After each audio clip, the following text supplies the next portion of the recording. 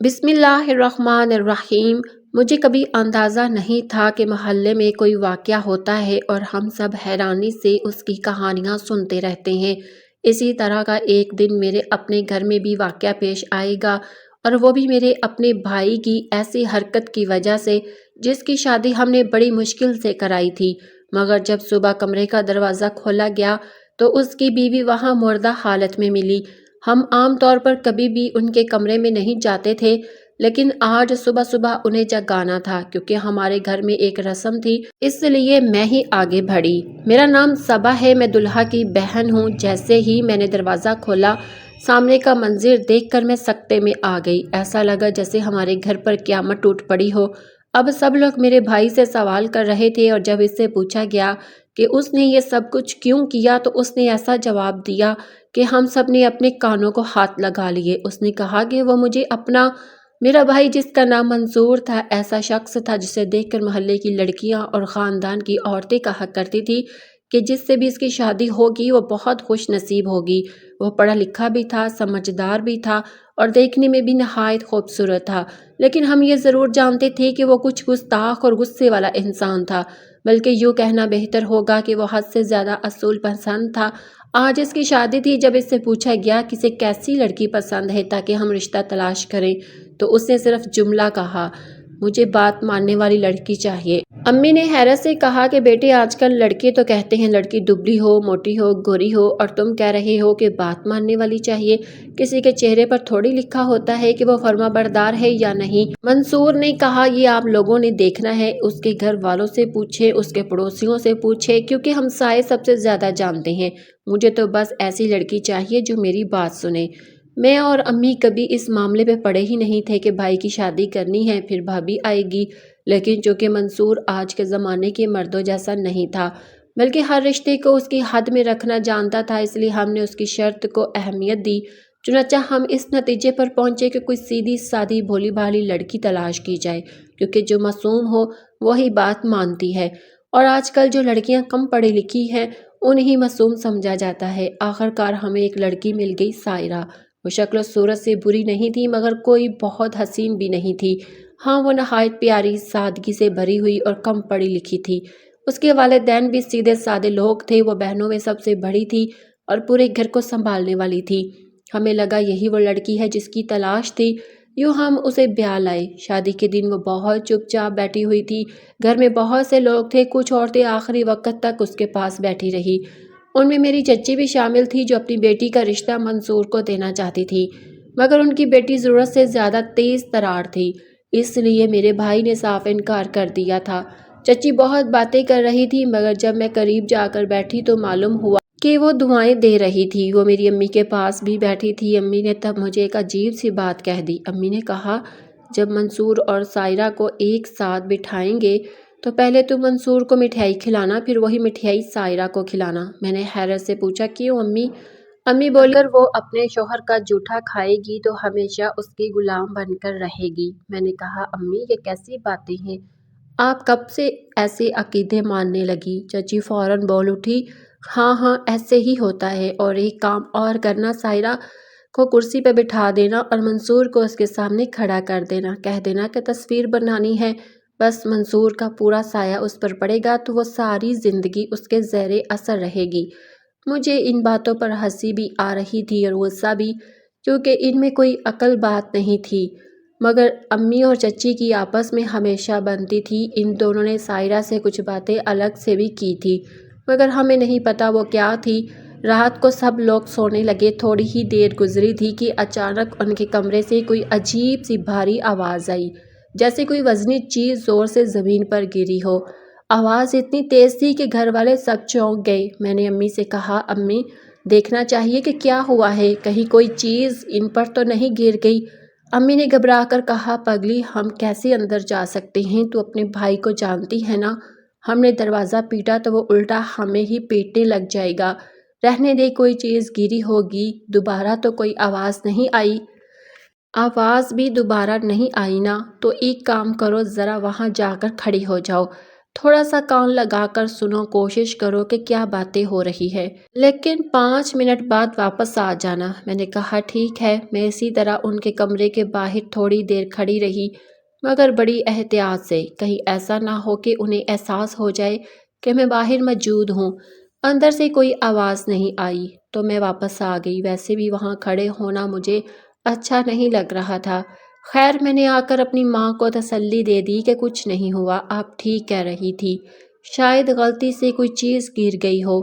صبح ہوئی تو سائرہ بھابی کے گھر والوں کی کال آ گئی۔ انہوں نے کہا کہ ہم لوگ 1 گھنٹے میں ناشتہ لے کر آ رہے ہیں۔ امی نے کہا اس کی کیا ضرورت تھی، آپ لوگ نہ بھی لاتے تو کوئی بات نہیں تھی، لیکن انہوں نے کہا کہ نہیں، ہمارے ہاں بھی یہ رسم ہے اور آپ نے بتایا تھا کہ آپ کے ہاں بھی یہی ہوتا ہے، اسی لیے ہم آ رہے ہیں۔ امی نے کہا کہ اچھا ٹھیک ہے، میں بچوں کو تیار کروا دیتی ہوں، وہ ابھی سو رہے ہیں، آپ لوگ آ جائیں۔ پھر امی نے مجھے کہا کہ جا کر بھابھی اور بھائی کو جگاؤ اور بھابھی سے کہو کہ ان کے گھر والے ناشتہ لے کر آ رہے ہیں، جلدی سے نہا دھو کر تیار ہو جائیں اور تھوڑی بہت تیاری میں ان کی مدد بھی کر دینا۔ میں نے کہا ٹھیک ہے۔ جب میں نے دروازے پر دستک دی تو اندر سے کوئی جواب نہیں آیا۔ کچھ دیر بعد بھائی اٹھے، اب تک پوری طرح نیند میں لگ رہے تھے۔ میں نے کہا کہ بھائی، آپ کے کپڑے بیٹھک والے باتھ روم میں رکھ دیے ہیں، اب وہاں جا کر تیار ہو جائیں، ہم نے بھابھی کو تیار کرنا ہے، اس میں وقت لگے گا۔ بھائی نے کہا ہاں ٹھیک ہے، اندر ہی ہے تمہاری بھابھی، جاؤ۔ میں کمرے میں چلی گئی اور بھائی دروازے سے ہی باہر نکل گئے۔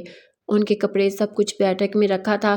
میں نے سوچا کہ پہلے بھابھی کو جگا دوں کہ اٹھ جائے، نہا دھو لیں، پھر میں اپنی کزن کو بلا لوں گی جو انہیں تیار کرے گی، لیکن جیسے ہی میں نے دیکھا کہ بھابھی بستر پر بالکل بے حس حرکت پڑی ہے تو مجھے لگا کہ شاید گہری نیند میں ہے۔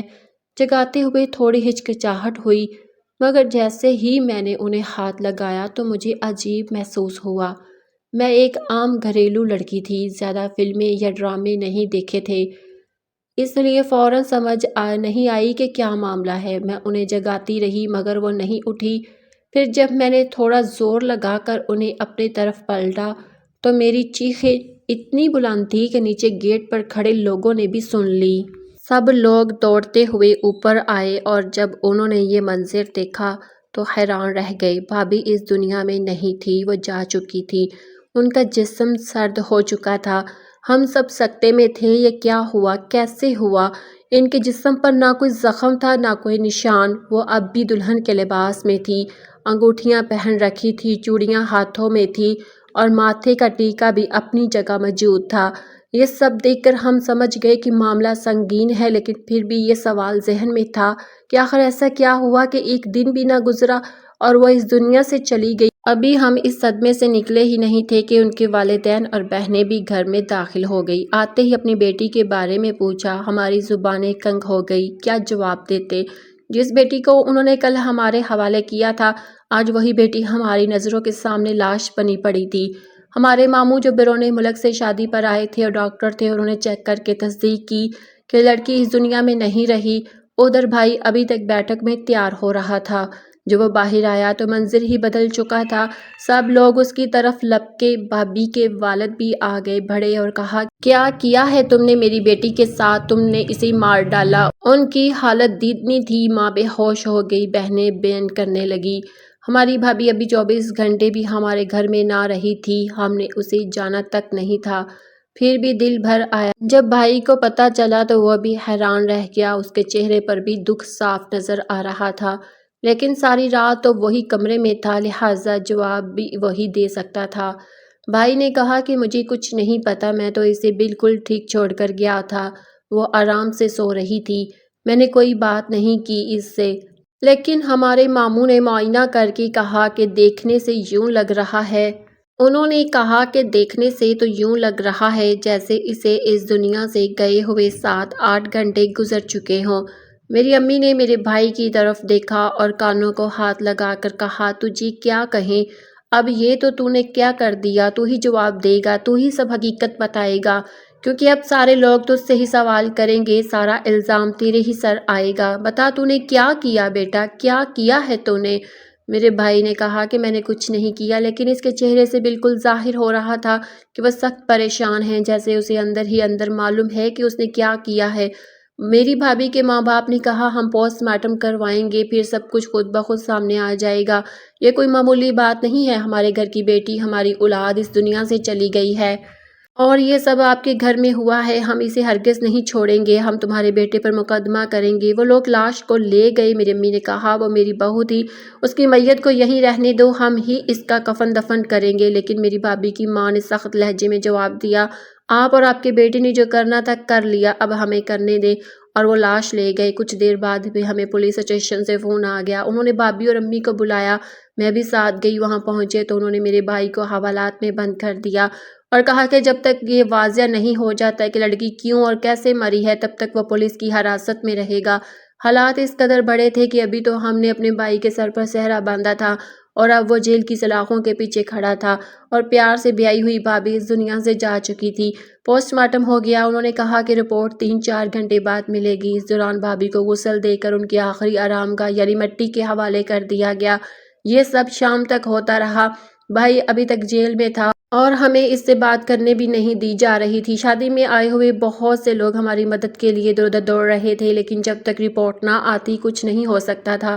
جب پوسٹ مارٹم رپورٹ آئی تو سب لوگ حیران رہ گئے۔ رپورٹ کے مطابق بھابھی کے سر پر شدید اندرونی چوٹ تھی، ان کا سر کسی سخت چیز سے بری طرح ٹکرایا تھا جس کی وجہ سے ان کے دماغ کو نقصان پہنچا اور وہ جاں بحق ہو سکی۔ اب سب لوگ صرف میرے بھائی کی طرف دیکھ رہے تھے۔ پولیس نے بھائی کو ایک طرف بٹھایا اور کہا سچ سچ بتا دو کیا ہوا تھا ورنہ ہم سے حقیقت نکلوانا آتا ہے۔ ہمارے کچھ جانے والے پولیس میں اسی لیے ابھی تک انہوں نے بھائی کو ہاتھ نہیں لگایا تھا۔ انہوں نے تہذیب سے پوچھا۔ میں نے کہا بیٹا جانے والی تو چلی گئی، اب سچ بتا دے ورنہ تیری زندگی برباد ہو جائے گی۔ بھائی نے کہا ٹھیک ہے میں بتاتا ہوں۔ پھر اس نے جو بات بتائی اسے سن کر ہم سب حیران رہ گئے۔ وہ بولا جب میں کمرے میں آیا تو وہ گھونگھٹ کیے بیٹھی تھی، میں بہت خوش تھا کہ میری شادی ہو گئی، میری بیوی ہے، ہم اپنی زندگی شروع کریں گے۔ میں نے کہا تھا کہ مجھے فرما بردار بیوی چاہیے اور وہ شکل سے بھی ایسی ہی لگ رہی تھی، اس لیے میں خوش تھا۔ میں نے اس کا گھونگھٹ اٹھایا تو اس نے مجھ سے کوئی بات نہیں کی۔ میں نے سلام کیا، اس نے جواب دے دیا مگر نہ مجھے دیکھا، نہ ہنسی، نہ کوئی بات کی، بس نظریں جھکائے بیٹھی رہی۔ اب آپ ہی بتائیں ایسی دلہن ہو تو دولہے کے دماغ میں کیا آئے گا؟ ہمارے ایک رشتہ دار نے کہا کہ لگتا ہے لڑکی کی شادی زبردستی کروائی گئی ہے، شاید اس کی پسند کوئی اور تھا۔ لڑکی کے والدین نے فوراً انکار کیا کہ ایسا کچھ نہیں تھا، وہ گھر میں بھی خاموش طبیعت کی تھی، کبھی کوئی فرمائش نہیں کی، کسی سے کوئی گلہ نہیں کیا۔ میرے بھائی نے کہا مجھے بھی ایسا نہیں لگا تھا کہ وہ کسی اور کو چاہتی ہے، بس وہ مجھ سے بہت اکھڑی ہوئی تھی۔ میں مرد ہوں، میں نے ہی بات بڑھانی تھی لیکن وہ بالکل بات ہی نہیں کر رہی تھی۔ میں نے نرمی سے پوچھا کہ تم تھک گئی ہو تو اس نے بدتمیزی سے کہا ہاں میں بہت تھک گئی ہوں اور مجھے نیند آ رہی ہے، میں کپڑے بدل کر سونا چاہتی ہوں۔ میں اس کا مطلب سمجھ گیا، میں نے کہا کہ تھوڑی دیر میرے ساتھ بیٹھو باتیں کرتے ہیں، مگر وہ نہ مانی، مزید بدتمیزی کرنے لگی۔ مجھے غصہ آ گیا۔ جب اس نے بدتمیزی بڑھائی تو میں نے اسے ہلکا سا دھکا دیا اور کہا کہ جاؤ سو جاؤ۔ مجھے لگا کہ شاید اس کا سر دیوار سے لگا ہے لیکن زور سے نہیں، مجھے اپنے کیے پر فوراً شرمندگی ہوئی۔ میں نے سوچا صبح معافی مانگ لوں گا، پھر وہ فوراً سو گئی۔ بس یہی ہوا، اس کے علاوہ کچھ نہیں۔ میں سچ کہہ رہا ہوں، وہ مجھے میرا حق دینے کے موڈ میں نہیں تھی، مجھے غصہ آیا اس لیے دھکا دے دیا۔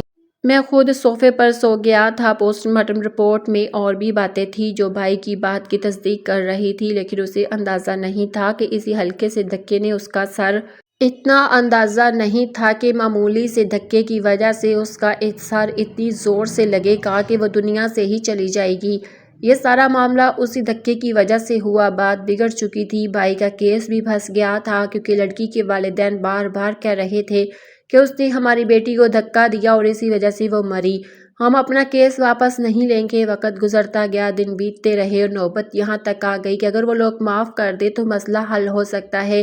شروع میں انہوں نے بالکل بھی معاف نہیں کیا مگر پھر بات سمجھانے پر آخر کار 1 سال بعد انہوں نے کیس واپس لے لیا اور ہمارے بھائی کو بھی معاف کر دیا۔ اسی 1 سال میں میرا بھی رشتہ طے ہو گیا اور میری بھی شادی ہونے والی تھی۔ جب مجھے پتہ چلا کہ بھابھی کیوں دنیا سے گئی تھی تو میں حیران رہ گئی، کیونکہ وہی باتیں میرے ساتھ بھی ہونے والی تھی اور یہ ہر لڑکی کے ساتھ ہوتا ہے۔ اصل مسئلہ وہ دونوں رویے تھے جو ہمارے معاشرے میں عام ہیں، شادی کی رات لڑکی اور لڑکی کو غلط مشورے دینا۔ چچی نے جو مشورے بھابھی کو دیے تھے وہی ان کی موت کا سبب بنے۔ لیکن دنیا کا کوئی قانون انہیں سزا نہیں دے سکتا، کیونکہ انہوں نے صرف مشورہ ہی تو دیا تھا۔ بھابھی کو دونوں گھروں سے یہی کہا گیا تھا کہ پہلی رات شوہر کے قریب نہیں آنا، اسے اس کا حق نہیں دینا، اسے تڑپانا ہے، ترسانا ہے، اسے اپنی سختی کا احساس دلانا ہے۔ ادھر بھائی کو بھی اکسایا گیا تھا کہ بیوی پر روب ڈالنا، اسے اپنی بات منوانی ہے، پہلی رات ہی اسے اپنی حد میں رکھنا ہے۔ بھائی کو جب کوئی بات نہ مانے تو اسے بہت غصہ آتا تھا، اسی غصے میں اس نے بھابھی کو دھکا دیا، جو کہ ایک بہت بڑی غلطی تھی۔ دھکا ہلکا تھا مگر انجام بہت بھاری ثابت ہوا اور بھابھی جان سے گئی۔ جو لوگ انہیں اس غلط حرکت پر مجبور کرنے والے تھے، آج وہی لوگ کہتے پھر رہے تھے کہ ہم نے تو صرف مشورہ دیا تھا، ہمارا کیا قصور۔ جب میں خود دلہن بنی بیٹھی تھی تو مجھے بھی یہی غلط باتیں سمجھائی جا رہی تھی، مگر میں نے سب کو صاف کہہ دیا کہ میں ان باتوں پر عمل نہیں کروں گی، میں اپنے گھر والوں اور سسرال والوں کے فالتو مشوروں پر نہیں چلوں گی۔ میں نے سارا قصہ اپنے شوہر کو بھی بتایا، اس نے بھی کہا کہ وہ ایسی بے منفعت باتوں کا قائل ہی نہیں ہے۔ الحمدللہ میں اپنی زندگی میں خوش ہوں، مگر آج بھی جب سائرہ بھابھی کا معصوم چہرہ یاد آتا ہے، وہ مسکراہٹ، وہ خوشی، تو دل خون کے آنسو روتا ہے۔ اگر وہ آج زندہ ہوتی تو ان کی زندگی بھی اچھی ہوتی۔ میرا بھائی کوئی برا انسان نہیں، بس تھوڑا غصے والا تھا۔ اب وہ شادی کا نام سنتے ہی جھگڑنے لگتا ہے، کہتا ہے جس لڑکی کو پسند کر لوں گا اس سے کورٹ میرج کروں گا اور الگ گھر رکھوں گا۔ میری ماں اس بات پر بہت پریشان ہوتی ہے، مگر اب میں اپنے گھر کی ہو چکی ہوں۔ آخر میں گزارش کی گئی ہے کہ ویڈیو کو لائک، شیئر اور سبسکرائب کریں۔ اپنا خیال رکھیں۔ اللہ ہم سب کا نگہبان ہو، آمین۔